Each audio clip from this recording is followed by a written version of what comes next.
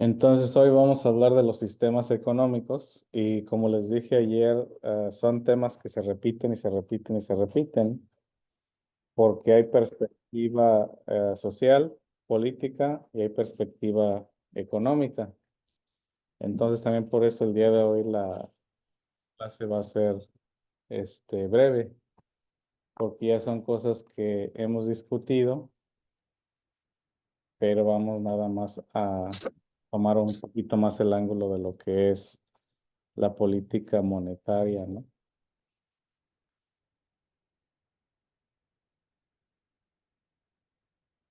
Entonces vamos a empezar por lo más simple, por lo más común, lo que empezó todo, que básicamente es el trueque.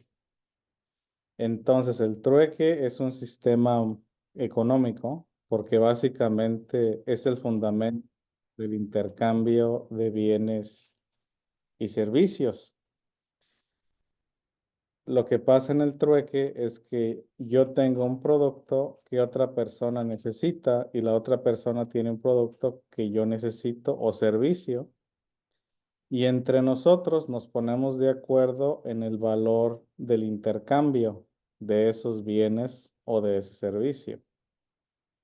Entonces yo para hacer trueque necesito tener algo que necesite otra persona y la otra persona necesita tener algo que yo necesite.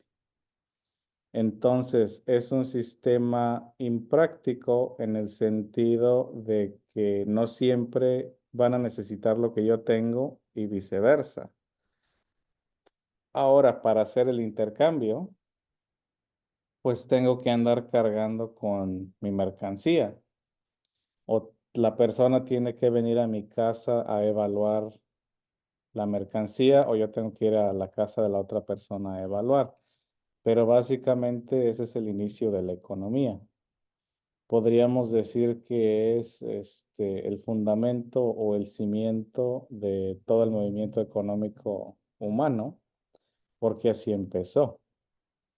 Desde que los humanos empezaron a vivir en grupos más grandes y cuando empezó ya el sedentarismo, o sea, quedarse en un solo lugar, este tipo de intercambio comenzó. Porque antes de esto no había un sistema económico como tal, porque básicamente eran grupos pequeños de humanos y unos se dedicaban a básicamente recolectar, otros se dedicaban a cuidar de los bebés, otros se dedicaban a ir a cazar y se repartían lo que encontraban. Básicamente vivían en un tipo de comunismo, como lo habíamos discutido anteriormente. ¿Por qué? Porque cada quien trabajaba dentro de sus capacidades y les daban una ración, de lo que se cazaba o de lo que se juntaba, ¿no? Y cada persona tenía un rol en la sociedad. Ya después, cuando descubrimos la agricultura como especie y empezamos a ser sedentarios, pues este comunismo fue desapareciendo, ¿no? Y estructuras sociales más complejas fueron apareciendo. Y parte de esa complejidad fue este sistema de intercambio, ¿no? Yo hago ollas, mi vecino tiene gallinas, voy a ver cuántas gallinas me da por ollas o cuántos huevos me da por un plato y así. Este, preguntas. Buenas tardes, maestro. Tal vez.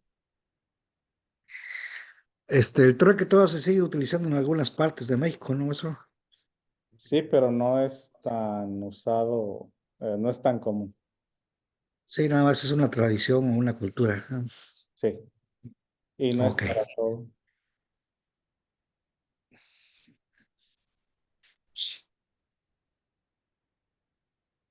El trueque, ¿no? Y todavía pues se utilizaba hasta cierto punto, no hace mucho, este, porque yo todavía me acuerdo que mis abuelos intercambiaban maíz o se prestaban en maíz. Este, aunque no era tanto así trueque, trueque, porque el maíz se utilizaba como moneda. Entonces eso lo vamos a analizar un poquito más adelante. Pero en sí lo que es el trueque en sí es de que no es una sola comodidad o no es un solo producto el que se intercambia o el que se valora, sino que individualmente se negocia por cada producto. De decir, por ejemplo, una chiva salen 10 gallinas, una gallina son 15 huevos, 15 huevos es, no sé, medio litro de frijol, cosas por el estilo, ¿no? Ese vendría siendo el trueque, de que le estamos negociando una equivalencia a cada vez que lo hacemos. Buenas tardes, profesor. Buenas tardes. ¿De quién da más, quién da menos?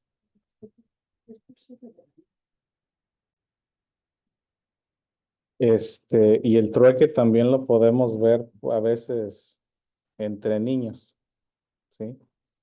Que los niños empiezan a negociar e intercambiar cosas.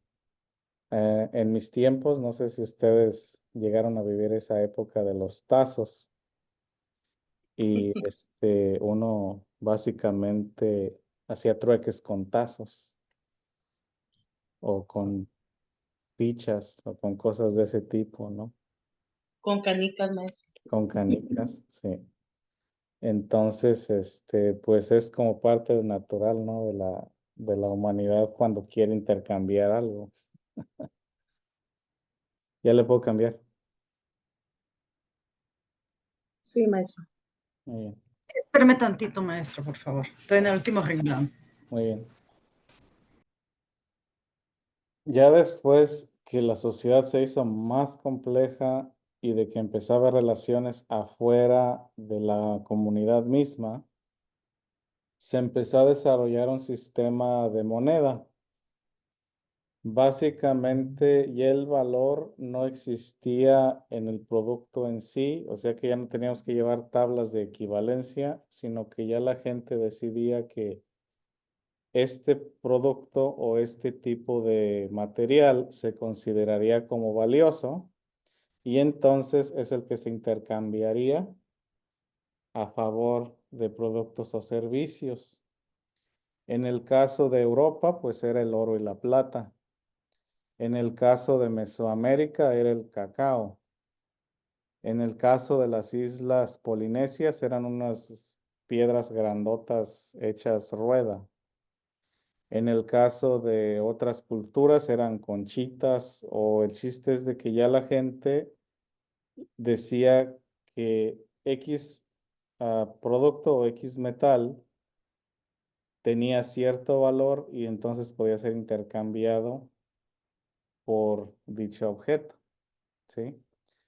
Tenemos que tomar en cuenta que en sí cualquier dinero, sea oro, sea plata, sea platino, sean diamantes o sea papel moneda, su valor es imaginario en el sentido de que todos estamos de acuerdo de que ese pedazo de material vale algo.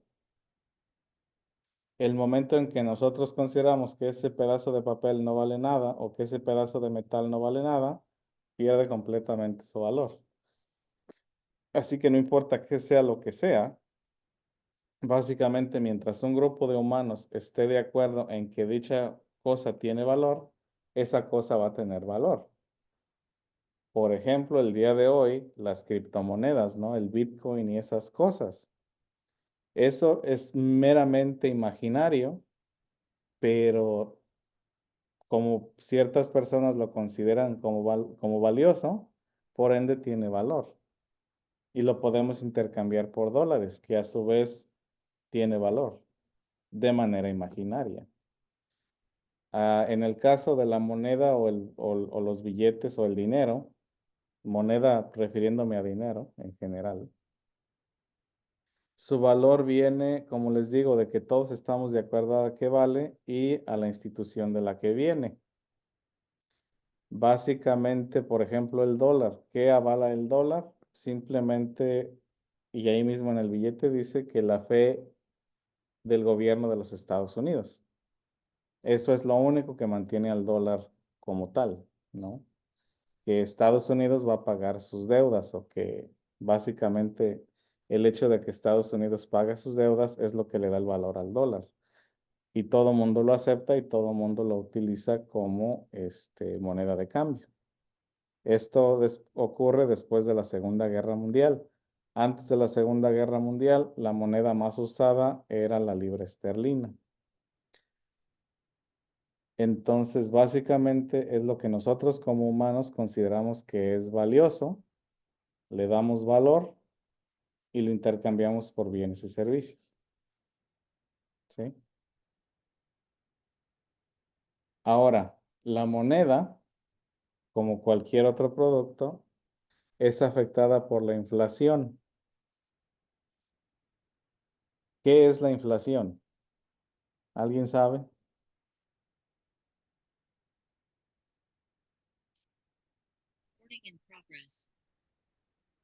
¿No? Buenas tardes, maestro. Buenas Ay, tardes. disculpe que me pasó el tiempo. Sí, ¿Ya son muchas de estas que pasó, maestro? esta es la segunda. Oh, ¿me podrá dejar sacar una foto a la otra, por favor? Sí, un momento. Gracias. Entonces, cuando hablamos de inflación, estamos hablando que hay un exceso de circulación de una moneda. Y al haber exceso de circulación, su valor se pierde. Entonces, cuando hay exceso de dinero en el sistema monetario, este dinero pierde su valor. A eso se le llama inflación. La otra manera en que ocurre la inflación es de que nosotros como humanos perdemos fe en esa moneda, la dejamos de usar y básicamente la hacemos a un lado. Por lo tanto, hay un exceso de reserva de dicha moneda, lo cual causa que pierda también su valor. El valor de cualquier moneda viene de su excedente. Si hay demasiado excedente, va a haber inflación y su valor va a ser menor. Si hay menos de esta moneda y esta moneda es muy utilizada, su valor se va a consolidar. ¿Sí? En nuestros países latinoamericanos, lo que pasa cuando los gobiernos se endeudan es de que empiezan a imprimir más dinero. Y al imprimir más dinero es cuando comienza a devaluarse la moneda y se genera la inflación. Eso pasa en Argentina o está pasando y también en Venezuela.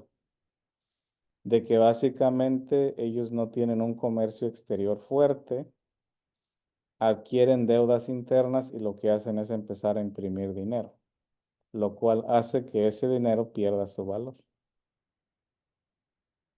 En el caso ahorita, por ejemplo, del fortalecimiento del peso mexicano, es de que empieza a haber la entrada de dólares para comprar pesos porque hay un proceso de industrialización, ¿no? Con eso de los cambios de... Buenas tardes. Sí, con eso de los cambios de la industria de China para este otro hemisferio, etcétera, etcétera. Entonces, el fenómeno de inflación es el que causa también que una moneda pierda su valor. Ahora también hay un efecto opuesto que se llama desinflación. Y esto ocurre cuando hay exceso de demanda de una moneda y esa moneda no está muy disponible. Cuando hay inflación, los precios suben y empiezan a subir y empiezan a subir porque hay exceso de dinero. En la desinflación, básicamente los precios empiezan a caer. Y empiezan a caer y empiezan a caer y empiezan a caer. Y eso también genera que exista un estancamiento económico. Y al haber un estancamiento económico, también hay crisis. Entonces, ya cuando se aplica un sistema monetario, básicamente se busca ese balance de una inflación saludable y de evitar el estancamiento. Porque también que cuando empiezan a bajar los precios, empieza a bajar la producción empieza a haber escasez y luego se revierte a una inflación por exceso de precios. Lo que pasó, por ejemplo, en el 2020 con la pandemia, de que básicamente se cerraron las compañías, la producción empezó a bajar, los precios bajaron y de repente empezaron a subir como la espuma porque dejó de haber producción, empezó a haber menos producto, la demanda siguió igual o hasta más alta y ahora seguimos viviendo con las secuelas de ese periodo ay, ya no puedo hablar, de inflación, ¿sí? Y esto aplica tanto para dinero como para oro, como para lo que ustedes quieran. Ha habido crisis económicas cuando, por ejemplo, Mansa Musa, el hombre más rico del mundo, del imperio de Mali, se dejó ir con mucha riqueza al Medio Oriente, derramó mucho oro y el oro perdió más de la mitad de su valor por muchos años. Eso también ocurrió cuando los españoles empezaron a llevar oro de las Américas, y plata. Así que ese oro y esa plata pues empezaron a perder valor porque ya había más de lo que había antes. Entonces, no importa qué es lo que sea, todo lo que consideremos dinero va a estar atado a lo que es la inflación. A ver, lo voy a cambiar brevemente para que tomen una foto.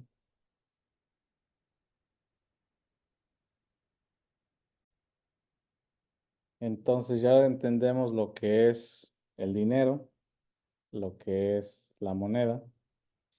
Y ya después de ahí tenemos sistemas económicos donde ya hay una relación entre productores y acaparadores. Y esa relación siempre ha existido, ¿no? Nada más que hay ciertos bloques que interfieren en la movilidad social. Por ejemplo, en el feudalismo, que fue el primer sistema económico impuesto, ya una vez establecida la moneda, no hay movilidad social. Básicamente, si yo nací campesino, voy a ser campesino y mis hijos van a ser campesinos, etcétera, etcétera, etcétera, hasta el final de los tiempos. Y si nací artesano en una familia de artesanos, así. Igual, nada más la nobleza tiene el derecho de aprender a leer y escribir, dedicarse a las artes, la. Entonces, en el feudalismo no hay movilidad social y hay un sistema de semi-esclavitud, donde yo como peón no soy dueño de la tierra, pero tengo que trabajarla para el noble que sí es dueño. Entonces, el dueño se queda con 2/3 de la cosecha que yo trabajo y a la vez ese noble paga impuestos a la corona, a la iglesia, y así se distribuye la riqueza de abajo hacia arriba. Básicamente, la diferencia fundamental entre el feudalismo y el capitalismo es de que en el capitalismo existe la posibilidad de movilidad social porque la clase social es, entre comillas, flexible. Entonces, en un sistema feudal, como lo muestra la pirámide, tenemos una base de personas que no son privilegiadas y dentro de esas personas que no son privilegiadas también hay estatus, siendo el de más abajo la gente del campo y siendo las de más en medio la gente que tenía pues una destreza como ser panadero, ser artesano, sastre, etcétera, etcétera, ser comerciante y por encima de ellos está la clase privilegiada, o sea, los nobles, los caballeros, el clero y ya la punta de la pirámide pues vendría siendo el rey, ¿no? Y su familia. Entonces, en el sistema feudal, la gente de abajo trabaja para mantener a los de arriba sin la posibilidad de movilidad social. Entonces,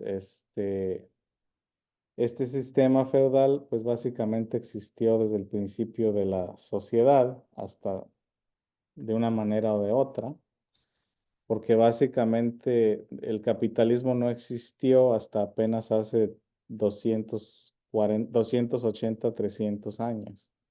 Es un fenómeno nuevo, pero se origina básicamente de aquí. Ahora, también como les decía, ¿no? Nociones comunistas también ya existían en grupos pequeños, ¿no?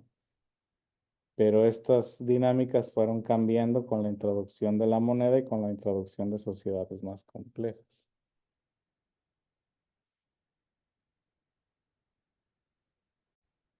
La única manera para que un peón subiera de estatus social era si lo apadrinaba un sacerdote y se hacían parte del clero. De ahí en fuera no había movilidad social, porque pues básicamente, si se acuerdan, bueno, no lo he comentado aquí, pero más bien si saben, en la Iglesia Católica pues los religiosos deben tener un voto de celibato. Entonces, básicamente, pues en la Edad Media toda Europa era católica, entonces el clero pues no se podía reproducir, ¿no? Oficialmente, oficialmente. Entonces lo que hacían era de que si tenían un padrino sacerdote, podían entrar al clero y de esta manera a tener cierta movilidad social, ¿sí? O a veces las mismas familias regalaban al hijo más pequeño a ser sacerdote o monje, o a la hija más pequeña a ser monja. Y esta era la única manera como de decir, pues te vamos a sacar de esta miseria, ¿no? Porque de ahí en fuera, pues el resto tenían que trabajar. Y como les digo, no a todo mundo aceptaban, tenían que, pues básicamente, por suerte de la vida, estar apadrinados. En el sistema feudal, lo que importa más que nada es el título de nobleza. Porque como les decía anteriormente, podía haber nobles más ricos que el rey, pero al no tener el título, básicamente no tenían poder alguno, aunque tuvieran el dinero, ¿sí? Igual si alguien tenía la suerte de caerle bien a alguien que lo enseñara a leer y escribir, podía subir de estatus, pero no al estatus de noble, porque la nobleza era heredada. Entonces, en este sistema de castas, o en este sistema de castas de feudal, perdón, ah, nos quedamos estancados en la clase que nos tocó nacer, ¿sí? Con una mínima excepción de entrar al clero por medio de un padrino, sacerdote o monje. Y ya de ahí en fuera, pues no. Igual, si hablamos, por ejemplo, de los altos mandos de las iglesias, eso se reservaba más para los familiares de nobles, porque también los nobles, pues, metían a sus hijos a ser sacerdotes para tener, pues, influencia política y los altos mandos en la iglesia católica, pues, venían también de familias nobles. O sea que era muy raro el que era hijo de campesino analfabeta que lo apadrinaban y se hacía párroco y subía hasta obispo o cardenal. Eso era muy difícil. No imposible, pero muy difícil, porque eso también se reservaba más para las familias nobles. Preguntas. ¿Ya le puedo cambiar? Maestro, una pregunta. De la pirámide de los más bajos, ¿podrían elevarse, por ejemplo, a panadero o a herrero si alguien le pudiera enseñar? Si alguien les enseñaba, sí, Ok. podían adaptar ese oficio, pero mientras no, porque también había gente que se quedaba, por ejemplo, que no tuvo familia y para no dejar morir el negocio, a veces adoptaban a alguien en el sentido de que le enseñaban, ¿no? Que les caía bien o lo que sea y pasaban de una cosa a la otra. Pero eso era muy raro, Ok. sí. Porque básicamente los oficios eran cosas muy valiosas que se querían pues mantener dentro de la familia, ¿no? Eran los negocios familiares. Entonces, sí había ocasiones donde, como les digo, que por alguna razón alguien se quedaba sin hijos o sin familia y adoptaba a un muchacho y le enseñaba ese oficio. Si, por ejemplo, vemos los apellidos de ahorita, varios de esos apellidos pues son también basados en oficios como Herrera, por ejemplo, de herrero, etcétera, ¿no? Porque eran a lo que se dedicaba la familia, viene siendo su rol en el tiempo de la España feudal. ¿Sí? Y otros, pues simplemente es el nombre del pueblo, o es el nombre de la región, o es el nombre de un animal, etcétera. Pero sí podemos derivar que los apellidos que se vienen de nombres de oficio era porque se dedicaban a eso. Sí. ¿Alguna otra pregunta?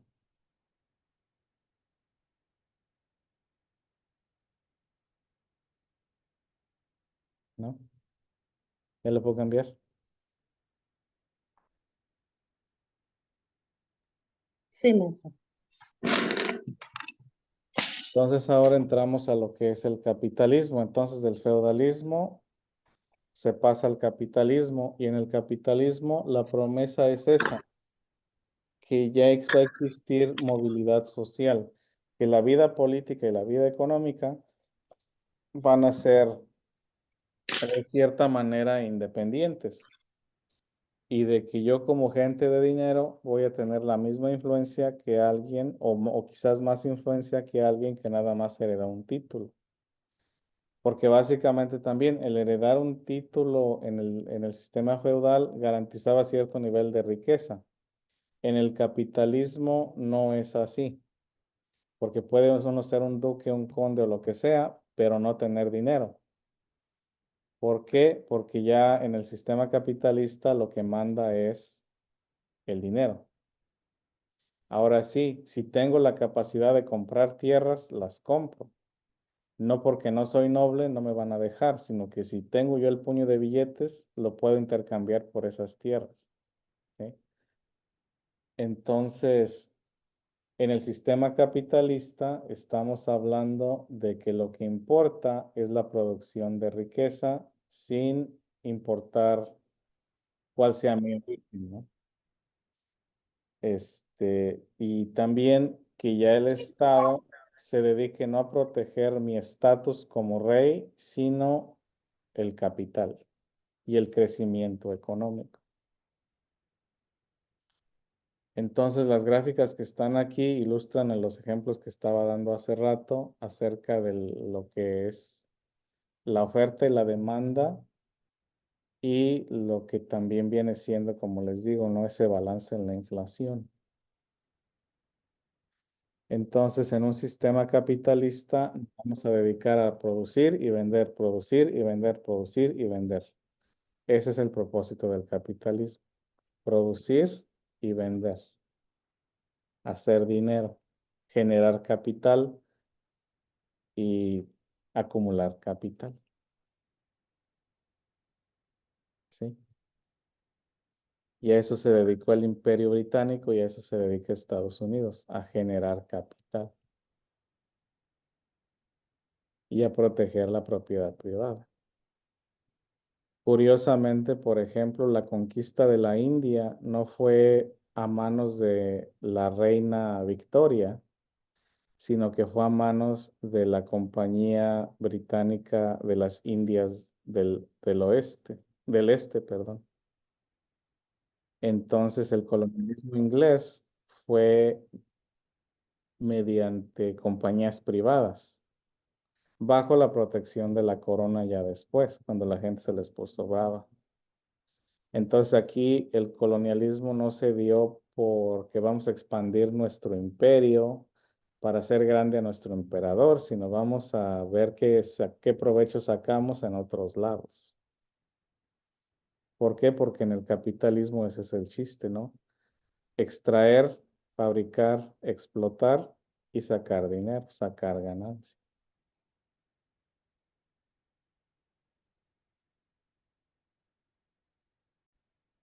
Un ejemplo de esto, es cualquier electrodoméstico que al principio, sale como novedoso, ah, y al principio pues están muy caros, ¿no? Porque como es una cosa nueva, es caro de hacer, hay pocos y quizás mucha gente los quiere y pues eso hace que los precios suban, ¿no? Por ejemplo, yo me acuerdo que en el 98, cuando empezaron a salir que las televisiones de plasma valían que $15,000. Ahorita ya podemos comprar una televisión plana de esas de 50 pulgadas por menos de 200 en oferta. Y hace 10 años, costaban más de 4,000. Entonces, básicamente, en el capitalismo, al ir subiendo la producción y bajando la demanda, los precios bajan. En el ejemplo que les di de la inflación, ¿no? En el caso, por ejemplo, del huevo, también en el 2021-2022, donde llegué a comprar una caja de huevo por más de $100, cuando antes costaba como 20, este, porque supuestamente también hubo que fiebre, no sé qué en los pollos, y que iba un matadero de pollos y que no había huevo, que no sé qué. Eso también ocurre en el capitalismo, ¿no? Porque los precios están basados en la oferta y la demanda. Entonces, si hay mucha demanda y poca oferta, los precios van a subir. Si hay mucha oferta y poca demanda, los precios van a bajar. Y como les decía en el ejemplo anterior, eso también está atado a la inflación y al estancamiento económico. ¿Sí? Porque es malo que no haya producto y los precios se eleven, pero también es malo que haya exceso de producto y y no haya precio para vender, que es lo que también le pasó al petróleo y por eso la gasolina estaba barata, porque empezó la pandemia y al haber pandemia, pues no salíamos de nuestra casa, no salíamos a trabajar, no salíamos de vacaciones, nada estaba abierto y por eso la gasolina costaba $1 y algo, $2. Ya cuando empezamos a salir, las compañías petroleras no subieron la producción a sus niveles prepandémicos para subir los precios y pues, hacer que los precios de la gasolina empezaran a subir, subir, subir, subir, subir. Ese es uno de los problemas también pues del capitalismo, ¿no? Cuando no existe una regulación, que los que son dueños de los productos pueden generar una escasez artificial. Esto lo hace mucho Nintendo, donde cuando sacan una consola nueva hacen una escasez artificial, no producen las consolas que pueden producir, perdón, para que se genere una demanda alta de su producto y el precio se mantenga alto. Las compañías de petróleo hacen lo mismo, de que básicamente artificialmente mantienen una producción baja por debajo de la demanda para mantener los precios altos. Y la inflación que tenemos hoy en día es por eso mismo, porque el producto se acapara, no porque no se pueda producir y regresar a niveles prepandémicos, sino que simplemente las corporaciones han decidido acaparar el producto, no sacarlo al mercado para que los precios se mantengan artificialmente altos, ya que sus costos de producción han regresado a niveles prepandémicos, pero nosotros como consumidores no lo hemos visto. Entonces, eso también es una de las problemáticas del capitalismo, de que el capitalismo lo que busca es hacer dinero, sin importar que sea bueno o malo para las gentes o para el ambiente, sino el chiste es hacer dinero, ¿no? Entonces, ese es el problema que estamos viviendo hoy en día con el precio de los automóviles, con el precio de la gasolina y con el precio de la luz y el gas. Y muchas otras cosas, porque pues también la comida está por los cielos, ¿no? Todo está carísimo. Voy a Costco a comprar 2, 3 cosillas y siempre son más de $100. Y si compro papel de baño y jabón de lavar, se hacen 300 o más. Pero pues así vivimos en este sistema. ¿Qué le puedo cambiar?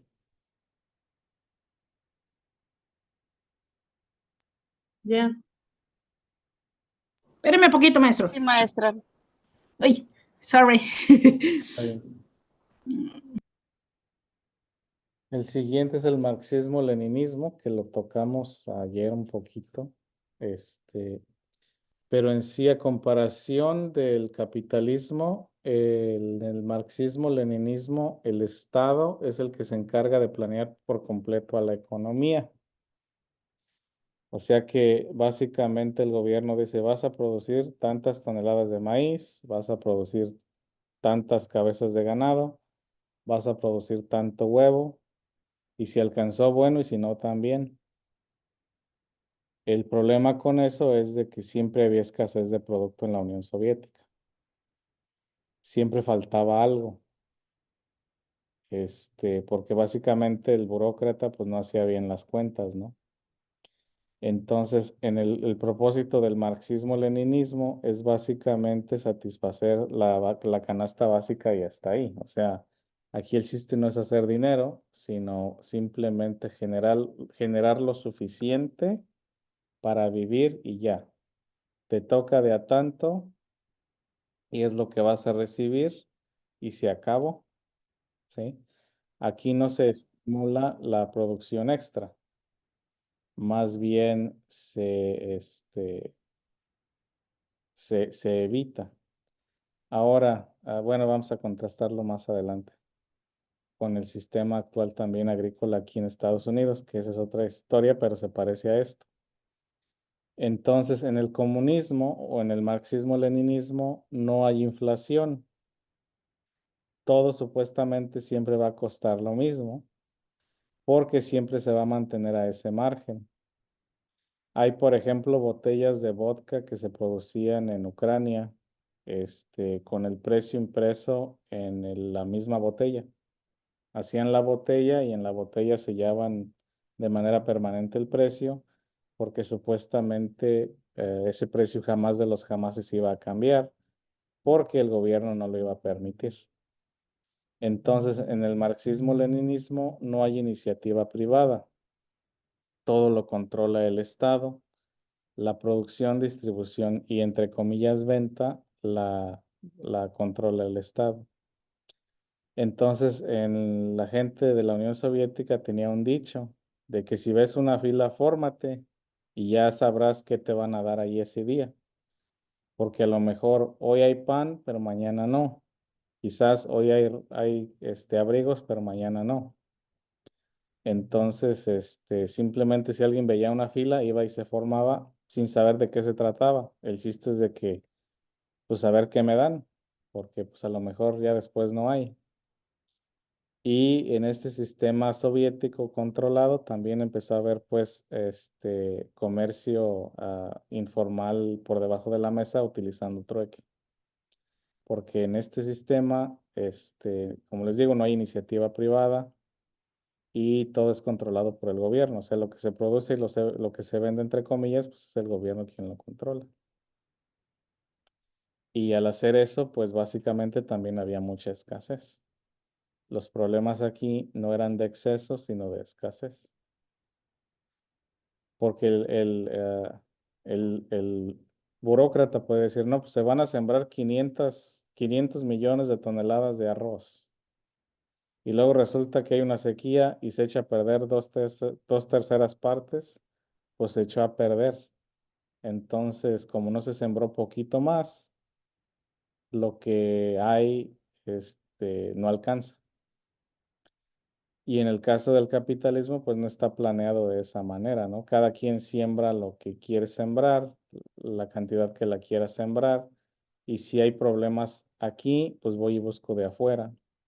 cosa que en el leninismo no se puede, porque se busca la autosuficiencia y la exportación, pues tampoco no era, la importación, perdón, no era muy bien vista que digamos, ni la exportación tampoco. ¿Sí? ¿Preguntas?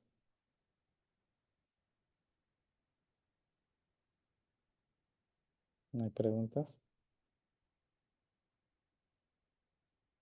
Así que como lo están notando, pues todos los sistemas tienen su bueno y tienen su malo, ¿no?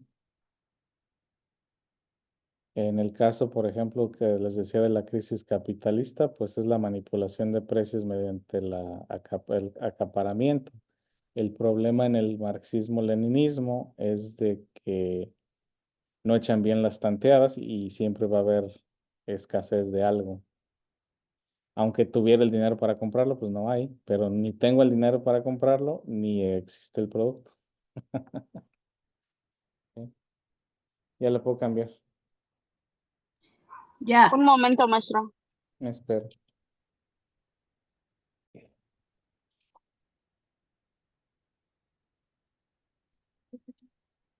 Y ya después entramos al socialismo. Y el socialismo como sistema económico, como les decía la otra vez, es una mezcla entre el capitalismo y el comunismo en el sentido de que básicamente el Estado sirve como árbitro y proporciona las necesidades básicas a la gente mediante la colección de impuestos. Entonces, hay cosas que no son para generar ganancia, por ejemplo, la salud, la educación y la seguridad, cosa que en un sistema 100% capitalista serían de la iniciativa privada. La infraestructura también es pública, por ejemplo, parques públicos, calles públicas, carreteras públicas, etcétera, ¿no? Todo pagado por el impuesto del pueblo. Entonces, cuando hablamos de socialismo, de eso estamos hablando, que existe un libre mercado, pero altamente regulado por el gobierno, y que básicamente la mayoría de los negocios son de propiedad colectiva, o sea que los empleados son dueños de los negocios o tienen una enorme representación sindical.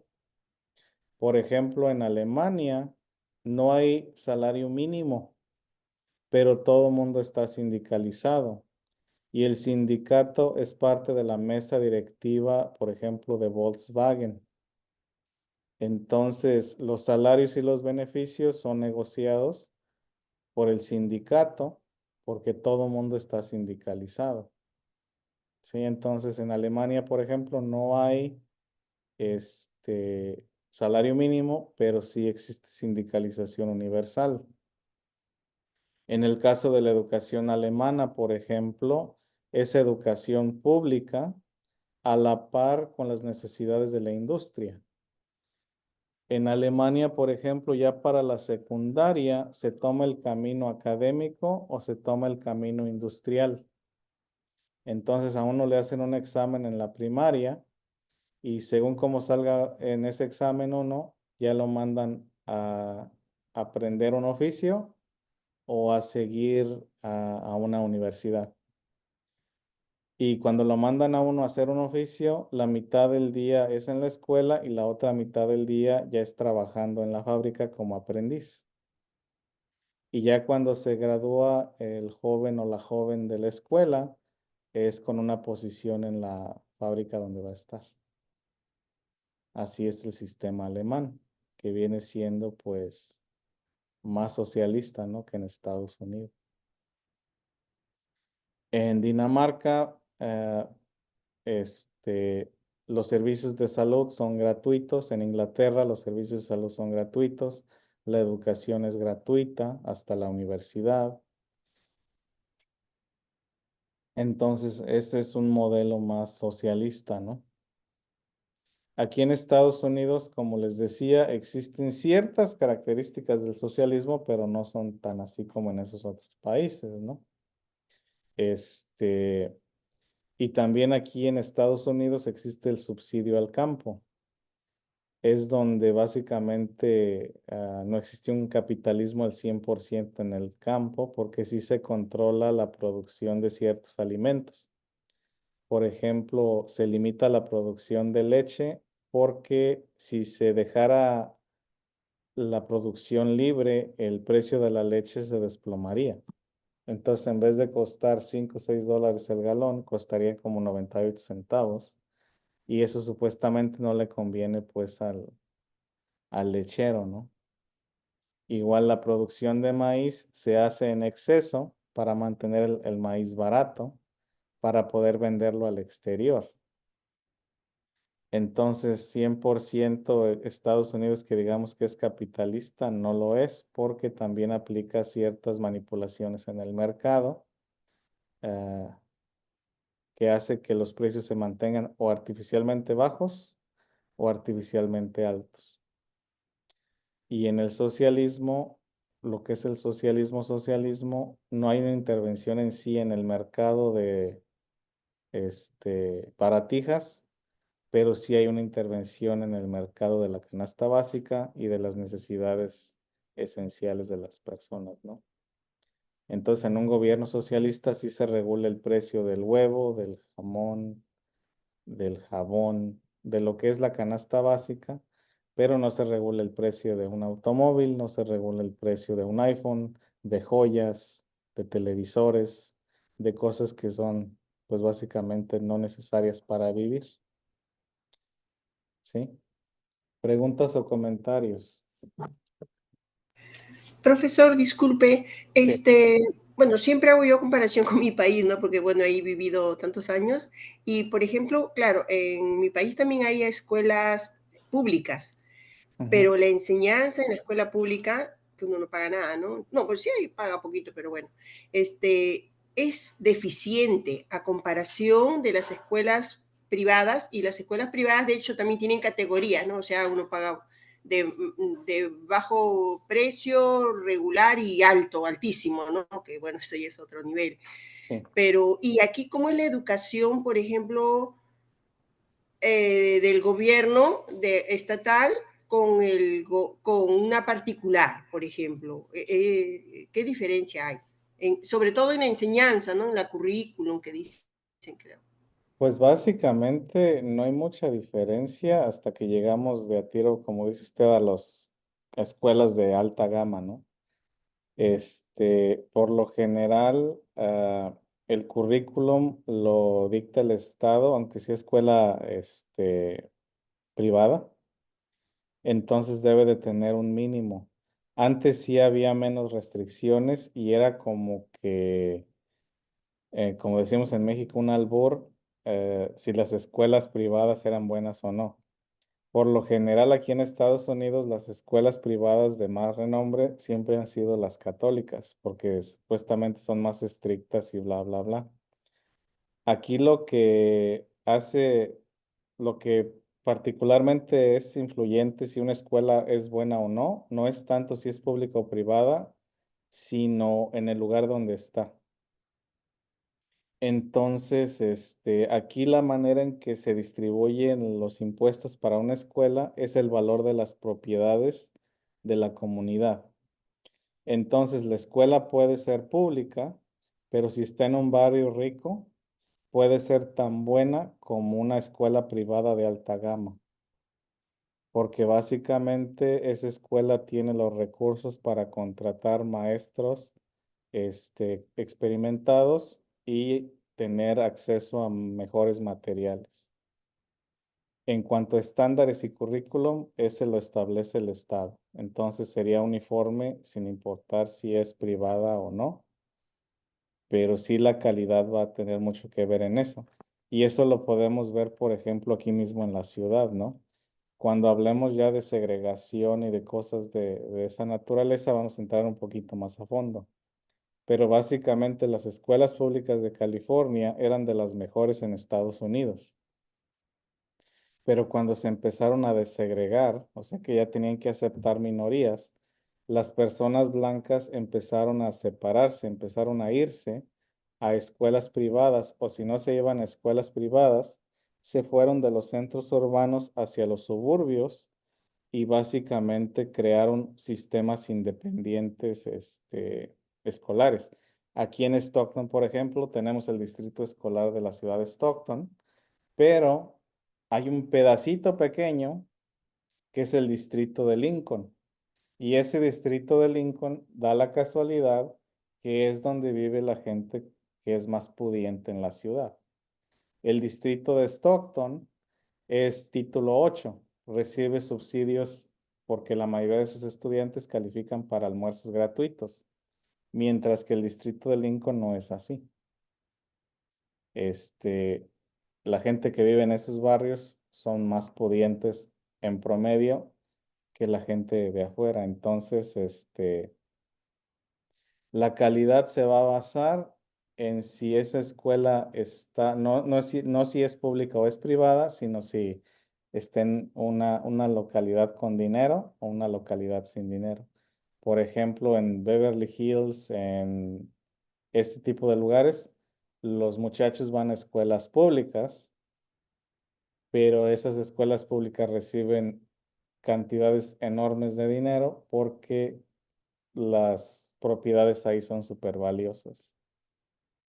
Entonces la High School de Beverly Hills puede ser tan buena como una escuela privada de la costa este que cobra cientos de miles de dólares al año por el simple hecho del lugar en donde está. No sé si eso contesta su pregunta. No, sí, profesor, muchas gracias. Sí, yo lo hacía, o sea, bueno, son diferentes tipos de gobierno, ¿no? Porque en mi país sí, la educación pública, sí es, si uno estudia, termina por sí su high school en una educación, en una escuela pública, para postular a la universidad, o sea, allá se postula, ¿no? Sí.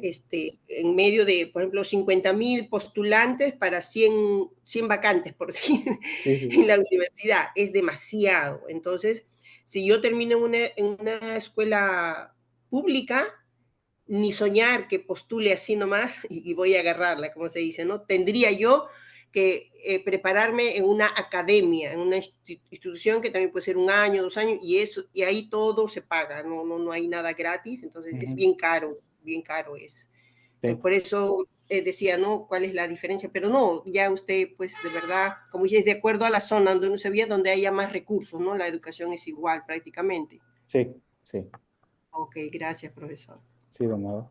Entonces, sí, aquí en California les digo, los estándares los pone el Estado y todos los muchachos a cierto grado tienen que cumplir con esos estándares. La diferencia es esa, ¿no? De que, por ejemplo, en una escuela pública de este distrito, por ejemplo, hay un maestro por cada 36, 37 muchachos, mientras que en una escuela pública de un barrio más pequeño, pero más adinerado, quizás el grupo sea de 14 o 15, más aparte asistentes, más aparte computadoras nuevas, más aparte accesos a otras cosas, ¿no?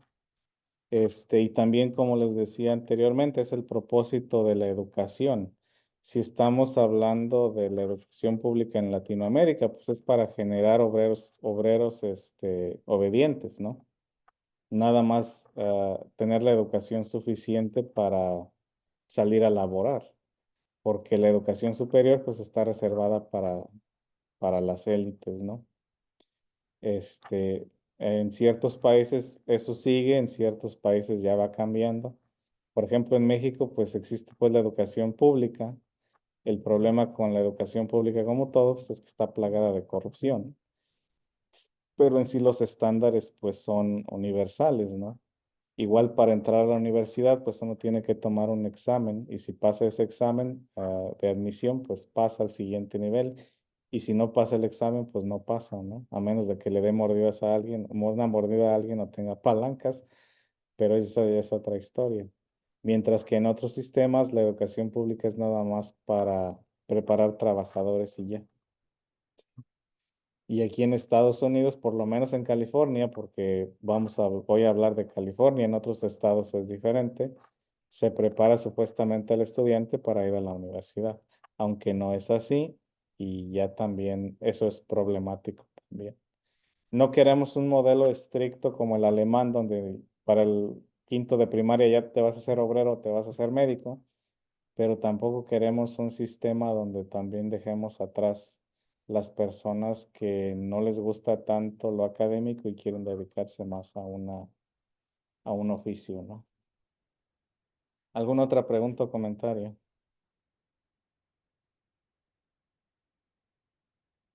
Y sí, profesor, como dice esa política pues, bueno, de cada uno de su país, en este caso en el mío, limita, porque a mí, por ejemplo, yo de joven quería estudiar el área de la medicina, pero como yo tuve esa enseñanza que enseñaba, o sea, había secundaria común se llamaba, cuando los alumnos estudiaban todas las materias, Sí. ciencias naturales, biología, anatomía, todo lo que era matemáticas y todo. A mí me tocó estudiar en el área de industrial. Entonces aprendí un poco de taquigrafía en ese tiempo, no sé si alguien sabe qué es taquigrafía, Sí. mecanografía, ¿no? Entonces, un poquito de, ¿cómo le llaman acá? Bookkeeping, ¿no? Poquito. Sí. Y era para salir ya a trabajar. Ujú. Pero yo no, pues yo quería postular y por eso digo, yo postulé a la universidad, pero pues estudiando, y menos, si ni siquiera estudié, o sea, matemáticas era poquito, Ujú. no lo que he aprendido aquí, ¿no? Con usted prácticamente, porque para mí Sí. ha sido todo nuevo. Entonces, ya, no ingresé y ya, ahí a trabajar nomás. Y hasta ahorita, ¿no? Que bueno, yo soy grande y me da la oportunidad otra vez, ¿no? Claro, ya no voy a estudiar medicina, ¿no? Porque son muchos años, aparte soy muy grande, pero como digo, recorta, ¿no? Le corta las alas, ¿no? Sí. En este caso al estudiante, al alumno, pues que tiene Sí. sueños, pero por la mía política no se pueden desarrollar, ¿no? Así es, y eso es pues muy triste, así es. Ah, y depende de, sí, la política, pues, porque también allí en mi pueblo, pues es una comunidad pequeña, ¿no? Somos 3000 y tantos habitantes. Tenemos primaria, secundaria y preparatoria. Cuando se abrió la secundaria, empezó lo que era el sistema técnico. Entonces, básicamente en la misma secundaria, ya lo preparaban a uno con un oficio, ya sea industrias rurales, pecuarias, agricultura o carpintería. Como a mí no me gustaba apestar a puerco o andar entre el lodo, tomé carpintería. Y no tomé industrias rurales porque pues una muchacha tuvo un accidente y en la molino de carnes metió la mano y se quedó sin mano. Y pues en realidad no aprendí mucho. Entonces, supuestamente uno lo debe de salir ya como listo para ser aprendiz de carpintero, pues yo no me siento capaz de reparar una silla, pero bueno, ese era el propósito de esa educación. Ya con bachilleres, en bachilleres ya uno sí lo preparan para una carrera. Entonces, en el último semestre ya uno se prepara en las ciencias exactas para ir a ingeniería, arquitectura, etcétera, en ciencias naturales para ir a medicina, etcétera, o en humanidades para leyes, etcétera, ¿no? Entonces, en este pueblo pequeño, pues sí tenemos esa preparación, ¿no? Pero sí, o sea, tiene mucho que ver la intención del gobierno hacia sus ciudadanos. Yo la preparatoria, allá nada más llegué al cuarto semestre, así que ya no me tocó a mí ser bachiller, pero sí, ahí en el último semestre, pues uno lo preparan para la universidad, con un bachillerato en tal cosa. Mi mamá, pues ella sí terminó la preparatoria, tiene un bachillerato en periodismo, allá en la preparatoria a la que fue. Y pues yo no, yo no, yo no terminé bachilleres. ¿Alguna otra pregunta o comentario?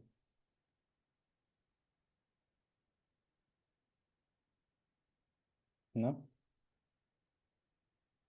Muy bien, pues sería todo por hoy. La próxima semana vamos a entrar a lo que es el sistema de gobierno, pero ya de Estados Unidos más a fondo, cómo funciona el sistema estadounidense, ya que nos hemos empapado un poquito en las generalidades de los sistemas políticos, las ideologías políticas y los sistemas económicos. Que tengan muy buen fin de semana. Igual.